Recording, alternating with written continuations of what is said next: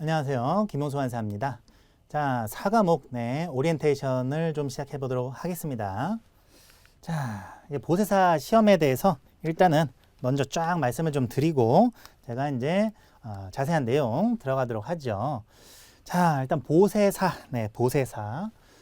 보세사 자격증에서 그 이제 사자를 일단 빼고 사는 자격증이니까 그 앞에 이제 보세라는 이제 말이 들어가 있잖아요. 그 보세에 대한 개념 약간 설명을 좀 드릴게요. 우리나라가 이렇게 있다고 하면은 이제 한 이쯤이 인천 쪽 되겠고요. 한 요쯤이 이제 부산 쪽이 되겠죠. 그래서 이런 장소들의 이제 특징은 외국으로부터 물품들이 이제 어마어마하게 들어오고 나가고 하는 지역이라는 겁니다. 그래서 자, 이런 이제 지역에 보세 구역이라는 것이 있어요. 자, 보세 구역이라는 것은 보세, 세금을 보류했다라는 것인데 세금을 보류했다. 자, 이 세금, 보세에서 세금이라는 것은 관세, 정확히는 관세 등 여러 가지 세금이 많지만 가장 대표적으로는 관세를 보류한 것이고 이 보자는 이제 보류, 그런 이제 의미로서 자, 그러면 관세를 보류했다라는 것은 그러면 원칙은 관세를 내야 된다는 뜻이고요. 원칙적으로는 외국 물품이 우리나라로 들어올 때 이 외국 물품에 대해서는 들어오는 그 순간에 관세를 내줘야 된다는 뜻이겠죠. 그런데 보세 구역에서는 이러한 관세 납부를 일시적으로 보류하는 겁니다. 자, 관세 납부를 일시적으로 보류하는 이유는요. 만약에 예를 들어서 중개무역 같은 경우에는 외국 물품이 우리나라에 들어왔다가 이제 여기에서 우리나라가 어떤 물류 허브 그런 역할밖에 안 하고 다시 빠져나가서 다른 제3국으로 간단 말이죠. 자, 이러한 경우에 외국 물품이 우리나라에 들어오는 즉시 관세를 납부해버리면 어떻게 될까요? 그러면 이 물품이 다시 빠져나가게 되면 관세는 우리나라 안에서 소비되는 물품에 부과되는 그런 세금입니다. 그런데 다시 빠져나가게 되면 이 냈던 관세를 어떻게 해야 되냐면 환급을 받아야 돼요. 아니면은 들어올 때 그때그때마다 면제 신청을 해야 되겠죠. 관세, 면세 신청. 그래서 그런 것들을 하기가 매우 비합리적이기 때문에 우리는 보세 구역을 지정을 해서 여기에서 이제 많은 것들을 이제 하게 됩니다. 가장 대표적으로는 보세 창고가 있어요. 그래서 우리 이제 보세사 시험을 합격을 하시면은 웬만하시면 이제 보세 창고에서 근무를 좀 하시게 될 건데요. 보세 창고 이렇게 관세 등을 보류한 상태에서 외국 물품을 창고에다가 넣어놓을 수 있는 그런 기능이죠. 그게 보세 창고입니다. 자, 그러면 그런 장소, 이런 장소에서 업무를 할 수 있는 것이 바로 보세사가 된다 이거죠. 이런 장소에서 업무를 할 수 있는 전문 자격사, 그게 이제 보세사고요. 이 보세사 시험이 2014년 이전까지는 공무원들 위주로 이렇게 됐는데 이 이후로 이게 일반에 개방이 됐죠. 그래서 보세사 시험이 많이 이렇게 관심을 받고 여러분들이 따려는 자격증으로 많이 이렇게 각광을 받고 있는 겁니다. 그래서 이 보세사의 역할이 뭐냐 하면은 이 보세사의 역할을 여러분들이 어렵게 생각하실 필요가 없죠. 그냥 우리 보세사 5과목으로 보면 됩니다. 그래서 어떤 수출입, 통관에 대한 그런 내용들 전반, 그다음에 보세 구역 관리, 보세 화물 관리, 그다음에 수출입 안전 관리, 그다음에 마지막으로 자율 관리, 그다음에 관세 벌칙 이런 것들. 자, 그래서 이 보세사의 역할이 이렇게 많은데요. 이것들이 이제 법 과목이라는 특징이 있어요. 그래서 이 뿌리가 어디냐면은 수출입 통관부터 이쪽은 대부분이 관세법의 뿌리를 두고 있습니다. 그러니까 우리는 법 과목을 공부하시는 거예요. 여러분들 어떤 실무, 무역 실무 이런 거나 아니면 영어 이런 거 공부하시는 게 아닙니다. 법 과목을 공부하시는 거예요. 법 과목. 그래서 이제 이따가 법 과목 공부 방법, 특징 이런 것들 조금 말씀드릴게요.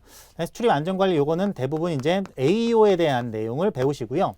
요 AEO 같은 거는 이제 사실은 이것도 이제 법이에요. 사실은 AEO 관련한 법규가 따로 있으니까 AEO는 이제 좀 특별한 제도기 때문에 요 4과목 저랑 같이 공부하시죠. 여기에서 자세하게 알아볼 겁니다. 자율관리 및 관세벌칙 요거는 주로 관세법이죠. 그래서 거의 여러분들 대부분의 내용들이 다 관세법의 근거를 두고 있습니다. 우리는 보세사 시험은 사실은 한마디로 관세법을 배우시는 거다. 이렇게 정리할 수가 있겠네요. 네.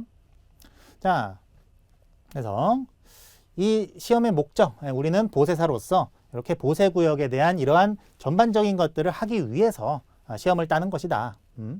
자, 시험의 구성을 좀 보겠습니다. 그래서 시험의 구성을 보면 이 시험이 시험 시간은 2시간 정도 되죠. 10시부터 시작을 해서 12시 15분에 끝나니까. 그래서 10시에 시작해서 이렇게 돼서 한 135분가량 되죠. 그런데 이제 실제적으로는 135분을 다 우리가 누릴 수가 없습니다. 사실은. 이게 사실적으로 따지면 한 120분 정도? 요 정도 된다라고 보시면 돼요. 실제적으로 우리가 실제 문제 딱 집중해서 푸는 시간. 그래서 어쨌든 시간은 이렇게 되고 문제 수는 그러면 문항수는 어떻게 되냐? 5과목인데요. 이게 이제 25문제씩 있어요. 그래서 125문제를 가지고 풀게 됩니다. 그러니까는 이걸 이 시간에 푸니까 거의 1분 정도 가지고 있는 거죠. 자, 계산이 없는 그냥 이렇게 말문제만 나오는 지문에서 한 문제당 1분이다라고 하면은 이게 그렇게까지 째는 그렇게까지 좀 이렇게 빡빡한 시간은 아니에요. 좀 널널합니다. 여유 있어요. 그러니까 이 시험은 암기를 안 해서 공부를 안 해서 불합격하는 시험이고 뭐 시험장에 들어가 가지고 뭐 실수해 가지고 시간 없어서 뭐 수학 문제 풀듯이 그렇게 떨어지는 시험은 아니라 이거죠. 시간적으로는 아주 널널한 시간을 가지고 있습니다. 자, 그다음에 이제 난이도와 좀 준비 기간을 좀 말씀을 드릴게요.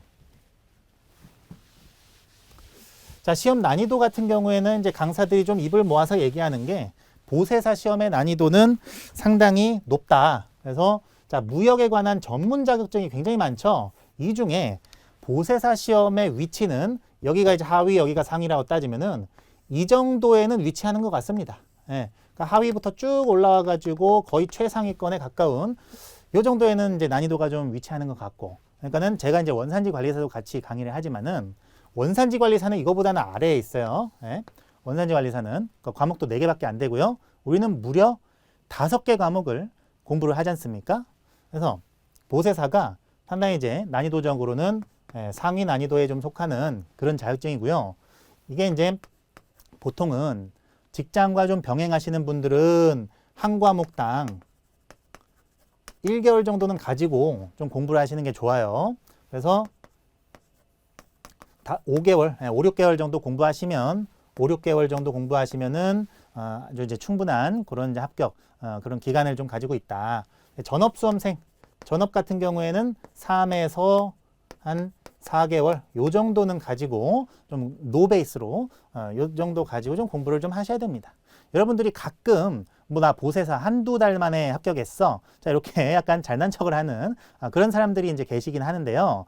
그거는 사실은 그 전에 뭐 원산지관리사나 관세법이나 이런 것들을 좀 공부를 해서 국제무역사나 그런 것들을 좀 공부를 해서 기본 베이스가 있으면은 한두 달 만에 좀 합격하는 게 가능은 한데 노베이스 상태에서 공부하면은요. 요 정도 시간은 좀 가지고 하시는 게 바람직합니다. 난이도적으로는 좀 높은 난이도를 가지고 있다. 제가 좀 말씀을 드리고. 자, 합격 후기. 그래서 합격하는 분들의 어떤 그 말을 좀 들어보면은 수험생 그 풀이 이렇게 이제 있다라고 하면은 한 요 정도가 이제 합격 커트라인이에요. 요 정도가. 그래서 한 전체 중에 한 30% 정도 이제 합격 커트라인으로 된다고 하면은 맨 밑에 라인, 맨 밑에 티어 같은 경우에는 외울 게 너무 많아. 암기가 너무 많다. 그래가지고 힘들다. 이런 식의 평가를 많이 하죠. 그래서 이제 불합격을 하는 거고. 이제 중간에 있어가지고 좀 운에 의해서 합격이 좀 좌지우지 되는 그런 이제 풀의 이제 수험생들은 그래도 암기할 만해. 그런데 떨어진 거는 내가 공부를 안 해서 떨어졌어. 내 노력 부족이야. 뭐 요 정도. 자, 그러면은 합격을 충분히 고득점으로 하는 이 그룹의 말은 이제 어떻냐면은 여기는 실무에서 유용하게 쓸 것 같아서 열심히 했다. 이런 말을 되게 많이 하세요. 그러니까 보세사 시험이 완전 실무적인 그런 내용밖에 없습니다, 여러분. 예, 이거는 죽은 그런 지식이 아니고 실제 보세구역 현장에 나가서 완전 예, 완전 이 지식을 알고 있으면은 활용도가 엄청 높은 그런 아주 실무적인 그런 지식들로 꽉 차 있어요. 예, 실하게 차 있습니다. 자, 그래서 실무에 완전 도움이 되기 때문에 열심히 했다. 이런 말을 많이 하시고요. 그리고 과목 중에는 5과목이 가장 어렵다. 이런 말들을 좀 많이 하세요. 5과목. 왜냐하면 이 5과목 OT에서도 제가 좀 말씀을 드릴 테지만 5과목에 그 관세 벌칙이라는 괴랄한 게 있습니다. 물론 4과목에도 뭐 AEO라는 괴랄한 게 있죠. 근데 이 5과목의 그 관세 벌칙은요. 뭐 어떤 행위를 하면 몇 년 이하의 징역, 얼마 이하의 벌금 이런 식으로 그냥 완전 암기예요. 완전 암기다 보니까는 5과목에서 그냥 관세 벌칙은 포기하고 나머지를 해야 되겠다. 자, 이렇게 생각하다가 좀 5과목에서 약간 저득점을 하는 이런 경우는 좀 많이 제가 이제 봤습니다. 그래서 이런 식의 생각들을 좀 합격하는 분들이 좀 가지고 있고요. 그 다음에 실제로 합격 후기들을 좀 보게 되면은 이 보세사 시험 일단은 이제 우리 그 한 권으로 끝내기 책을 통해서 쭉 공부를 하면은 실제 시험에서 조금 지엽적인 부분이 나오더라도 어차피 나올 내용들은 다 정해져 있다라는 그런 식의 평이 좀 많습니다. 자, 그러면 그 다음으로 보세사 한 권으로 끝내기 특징 잠깐 말씀드릴게요. 그래서 이 한 권으로 끝내기로 여러분들이 공부를 하시니까는 중점 표시가 되어 있습니다. 그래서 중점 표시란 밑줄이 쳐져 있거나 아니면은 중요한 부분에 컬러풀하게 되어 있는 거죠. 볼드체로 그 표시가 이제 실제 시험에서 얼마나 크리티컬하게 작용하냐면요. 여러분들이 법 과목을 공부해서 시험장에 들어가서 문제를 풀다 보면 이 이미지로 기억해서 푸는 겁니다. 여러분들이 책을 눈에 익혀놓은 그 페이지를 마치 스캔을 떠놓듯이 그렇게 기억을 하고 계세요. 자, 그런 상황에서 우리가 스캔 떠놓은 그 책의 페이지에 칼라로 되어 있는 부분이 중요하게 기억이 돼 있을 거란 말이죠. 자, 흑백 책은요. 그런 부분에서 많이 조금 불리합니다. 자, 그래서 중점 표시가 다 칼라로 되어 있다는 점은 실제 시험에서 그 긴장되는 시험장에서 딱 답을 찍어내기가 상당히 유리하시겠다. 자, 그 다음에 깔끔하게 정리되어 있죠. 법 규정을 아주 깔끔하게 정리해 놨습니다. 기출 표시도 되어 있어요. 그래서 어느 부분에서 기출이 다 나와 있는지가 다 표시되어 있죠. 그거 보고 공부하시면 됩니다. 한 권으로 완성하고요. 네, 한 권으로 이론적인 부분 다 완성시켜 드립니다. 자, 강의의 특징을 보면 이제 제 강의는요. 어떤 흐름으로 가냐면 이게 법 과목이다 보니까 저는 강의를 이제 이런 스텝을 좀 잡아서 하게 되는데 일단은 첫 번째 스텝으로는 칠판에 내용을 정리를 합니다. 필기로. 자, 그러다 보니까는 여러분들이 제 수업을 들으면서는 노트 필기를 좀 반드시 좀 해 주셔야 돼요. 법 과목은 내용이 방대한데 그 구조를 이해하기 전에는 이거 뭐 어떻게 공부해야 될지 감도 안 온다는 특징이 있어요. 자, 그러다 보니까 제가 칠판에 쫙 정리해 놓은 내용을 여러분들이 노트로 정리를 하셔서 그렇게 갖고만 계시면 나중에 여러분들이 회독을 늘리면서 독학을 하실 때 그 구조를 파악하는데 너무 좋겠다 이거죠. 그래서 합격 시간을 완전 줄일 수가 있습니다. 내용 정리를 일단은 칠판에 다 하고 자, 그 다음에 두 번째 스텝에서 PPT로 정리를 해드리죠. 중요 내용을 다시 한번. 그래서 여기서는 흐름을 정리하고 어떤 스토리인지 여기서는 우리가 주로 봐야 되는 그러한 주요 내용들 그 텍스트를 여기서 정리를 합니다.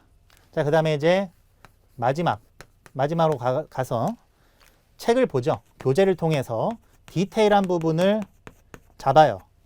그래서 이 교재에서 디테일한 부분을 뭐 이제 단서 규정이라든가 법 규정의 단 어쩌고 저쩌고 이렇게 원칙은 이런데 단 이런 경우는 예외다. 이게 단서 규정이에요. 단서 규정. 그래서 그런 단서 규정을 교재로 이제 보거나 그다음에 괄호. 법 규정에서는 또 괄호가 중요해요. 괄호치고 뭐 수입 부문에만 해당만 된다. 수출 부문에만 해당된다. 괄호가 또 중요합니다. 그래서 교재로 디테일까지 마지막에 잡고요. 그 다음에 암기식까지 동원을 하죠. 암기식. 그래서 솔직히 보세사 시험 암기 시험입니다. 자, 그러다 보니까 제가 암기식을 만들었어요. 그래서 실전에 써먹을 수 있는 암기식을 여러분들한테 많이 제공을 해드려서 이 암기식을 보통은 공부하시다가 수험생분들이 그냥 만드시죠, 자기가. 근데 강사가 만들어주면은 이제 그 시간과 노력을 줄일 수 있잖아요. 그래서 마지막 이것까지 해서 요 스텝으로 갑니다. 그래서 여러분들이 잘 강의만 따라오시면 그리고 뭐 나름 노력도 하셔야겠죠. 그렇게만 해주시면 합격은 문제될 게 아니에요. 그래서 이제 보시면 이제 핵심 포인트 위주로 제박 강의 하고요. 그러니까 이제 제 강의 수가 또 그렇게 많지도 않습니다, 여러분. 그래서 시간을 좀 많이 줄여드리고 또 여러분들이 그만큼 강의에 투자하는 시간을 좀 줄여서 또 이제 자습에 좀 또 시간을 좀 쓸 수 있게 핵심 포인트 위주로. 그다음에 외우기 어려운 부분 암기식 따드리죠. 기출문제 분석해서 이 내용은 어떤 식으로 기출이 나올 것이다. 이런 식으로 간간히 말씀드려요. 자, 최소 투자, 최고 효율. 요걸 목적으로 하죠. 자, 이제 법과목 공부 요령을 한번 말씀을 좀 드려보면, 법과목은 암기예요, 암기. 자, 그 대학교 때 뭐 행정학과라든가 법학과라든가 이런 부분에서 공부를 하셨던 분들은 법과목에 대해서 어느 정도 이게 익숙하신데, 노베이스 상태에 그냥 법과목을 공부하시는 분들은 잘 이게 처음에 어떻게 공부해야 될지 이걸 감을 잘 못 잡으십니다. 자, 법과목은 구조가 어떻게 되어 있냐면은 일반적인 산문은 뭐 등산 간다고 하면은 뭐 오늘 아침에 상쾌하게 일어나서 버스를 타고 그 산에 가서 아름다운 꽃과 나무들도 보면서 행복하게 해피하게 등산 코스로 올라서 정상에 올라서 야호 했다. 뭐 이런 식으로 진행이 될 겁니다. 자, 근데 법과목 같은 경우에는 그런 구성이 아니에요. 법과목은 일단은 팩트 위주입니다. 팩트 집약적으로 돼 있어요. 그래서 나는 몇 년, 몇 월, 며칠, 몇 시에 일어나서 그래서 버스는 어떤 노선을 타고 몇 시까지 그 산에 가서 거기에서부터 ABC 코스가 있었는데 A 코스를 선택을 해서 산에 올라가서 자, 이런 식으로 나와 있는 게 법과목이고요. 또 단서 규정도 있단 말이죠. 그래서 단서 규정은 뭡니까? 그렇게 이제 등산을 하는데 단 하면서 그 다음에 예외 규정이 쭉 나오는 거예요. 그래서 뭐 재미는 있었지만은 단 힘들고 지치고 중간에 포기하고 싶었던 적은 있었다. 그러니까는 이런 식으로 단서 규정을 달아놔서 또 법에서는 단서 규정이 문제의 출제가 됩니다. 자, 그래서 자, 법과목 같은 경우에는 이런 식으로 이제 처음에 공부하시는 분들이 많이 어려워하는 그런 과목이다 보니까 제가 강사로서 일단은 이제 흐름을 정리를 해드리고 중요 부분을 체크를 해드리고 암기까지 할 수 있도록 다 해드리는 거예요. 강사로서. 그래서 먼저 공부한 그 노하우를 집약해서 강의를 하는 거죠. 자, 객관식 오지선다입니다. 그리고 법과목이 이제 사지선다가 있고 오지선다가 있는데요. 사지선다 시험은 그래도 할만해요. 근데 우리 보사 시험은 오지선다로 되어 있습니다. 오지선다. 그래서 이게 보사 시험이 난이도가 계속 올라가고 있어요. 그래서 한 2017년부터 한번 보면은 2022년까지 보면은 요게 한 2020년을 기점으로다가 난이도가 확 올라가고 있거든요. 자, 그 전까지 2017년부터 2019년까지는 요게 약간은 이제 틀리라고 내는 문제. 그래서 완전히 지엽적인 부분, 지엽적인 부분에서 나오는 문제가 한 3문제 내지 5문제 정도는 됐고요. 나머지 문제들이 다 풀만한 문제였어요. 그래서 뭐 요런 데서 조금 틀려도 한 80점 정도? 그 정도는 충분히 어느 과목이든 좀 뽑을 수가 있었다라고 생각이 드는데 2020년부터 현재까지는 지엽적에서 물론 문제가 많이 나오고 있어요. 3호 문제는 기본적으로 나오고 있는데 자, 고난이도 문제가 조금씩 더 출제가 되고 있다는 말이죠.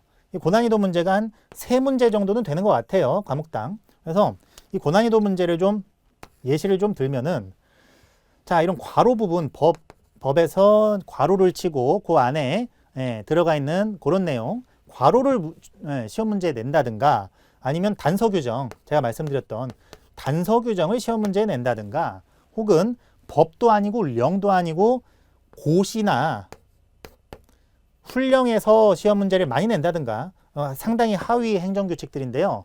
이런 건 완전 너무 실무적인 거라 이런 데서 시험 문제 내면 사실은 강사들도 좀 여기서 냈어? 이렇게 생각을 들 수 있는 그런 지엽적인 부분입니다.